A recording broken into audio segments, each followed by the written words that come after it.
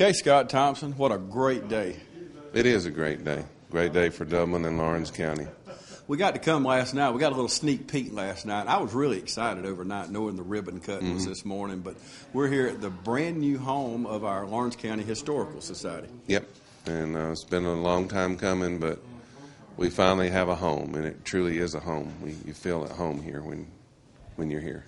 Before we talk about some of the things in here, tell us about the home we're in here on Bellevue and This house was built in 1900 by Thomas Pritchett. He was a cotton magnate.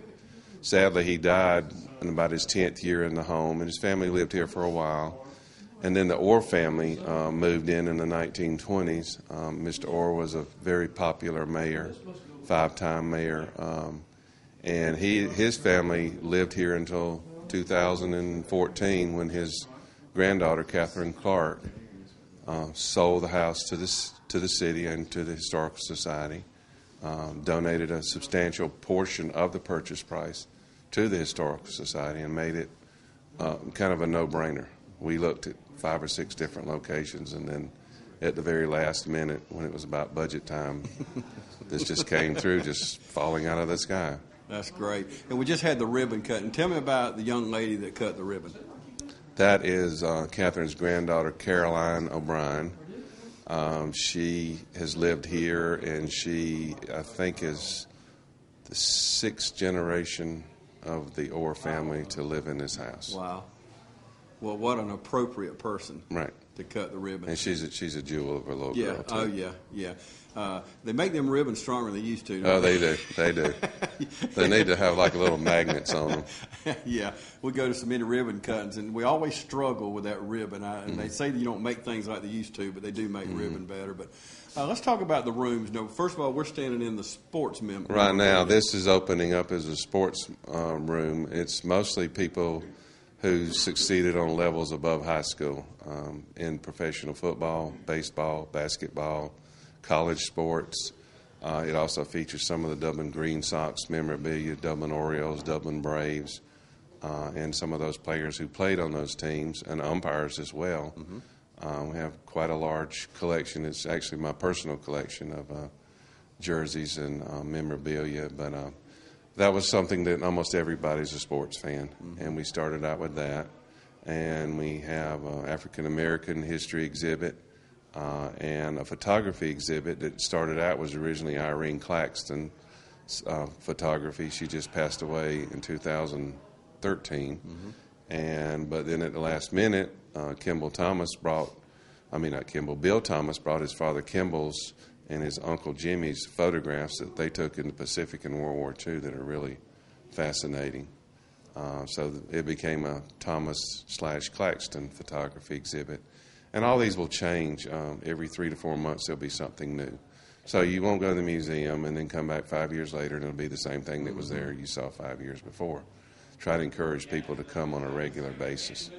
So we can come 3 or 4 times a year, right? Exactly. And see something different. See something dramatically different. This room will be it's going to be called At the Movies, and we'll actually have the Martin Theater sign, the old Martin Theater sign, some things from the Martin Theater, the people from here that have been in the movies and television, and display some of their memorabilia. Natural history exhibit, moving Vietnam Wall exhibit, just on and on and on. You got plenty of history, don't we? Oh, we got plenty of history. Yeah. And it's all about the people anyway. Yeah, absolutely. Okay, tell us about the hours and when people can come. New and expanded hours. Before we were Tuesday through Friday, 1 to 4:30. Now it's Tuesday through Saturday. And it's going back as early as 10 in the morning and 5 o'clock in the afternoon. The art groups are going to be here every second weekend of the month, so they may even go into Sunday. And we're looking for volunteers. Well, like I said, it's a home. Before we were in a library. Now we're in a home. Yes, absolutely. And nobody's here. You can sit on the front porch and rock until somebody comes up. I thought about that earlier when we were out there. Like we used to when we were growing up, we all sit on the front porch. Right. And neighbors, visited with neighbors. Yeah. And we need your rocking chairs off. You don't need them at home anymore. So volunteers, tell us, give us a phone number. Let's put it on the screen. Call my wife, Kathy Thompson, at 697-6760. Okay, and cost? Absolutely no cost. Donations. Wow. Y'all hear that? Donations. Well, we get our money from the government, right. So we're serving the people here. Mm-hmm. And I love the newsletter that you put out. How often you put out the newsletter? Every quarter. Every quarter. And you can also be a member here, right? You can be a member. Tell us about that. Well, we're revamping our membership levels. We've actually said the same due since 1968. Mm-hmm. $15, but I think we're going to $25 after 47 years. Well, good. But it will go up to as much as $1,000, and we may even have a life membership where somebody be glad to give us $10,000. We'll make them a life member.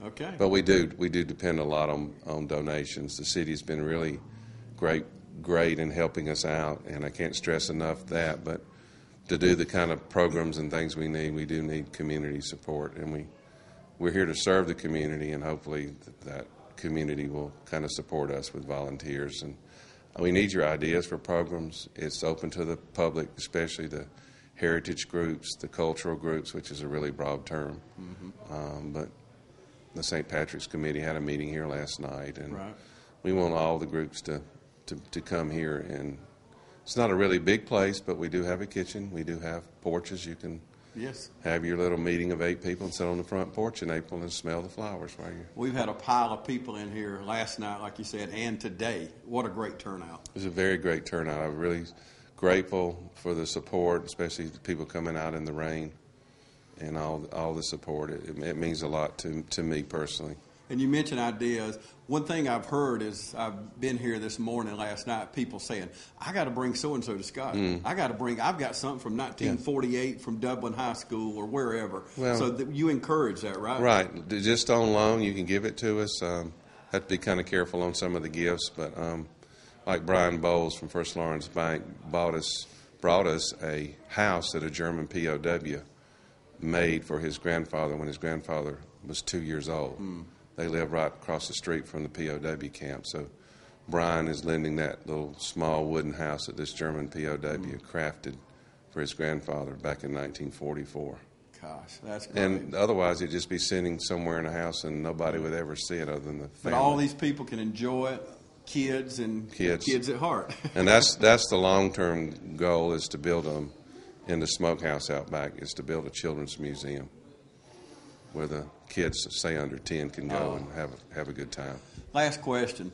I love your columns in the Curry Herald, and we talk quite often about historical things, but how old was you? What got you into history? Was you a little boy or probably grandmother? It's on both sides, but my grandmother Thompson, when we go to visit on Sunday afternoons, she would talk about people in the community, what they were doing, how they were related.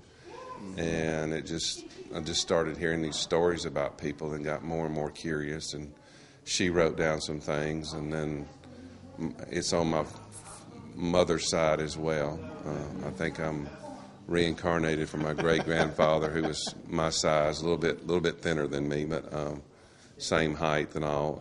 That studied history, so it's just something that I'm born with. Right. I wish I'd have started earlier and gave the goat man rides home the days I passed him when I was living in East Macon during my college years. I wish I'd have got to know Mr. McCartney. Yeah, we all remember the goat man, don't we? Yeah. And you could see him all over the country as we traveled. But I passed him many days. He would be walking home from Macon. Highway 80.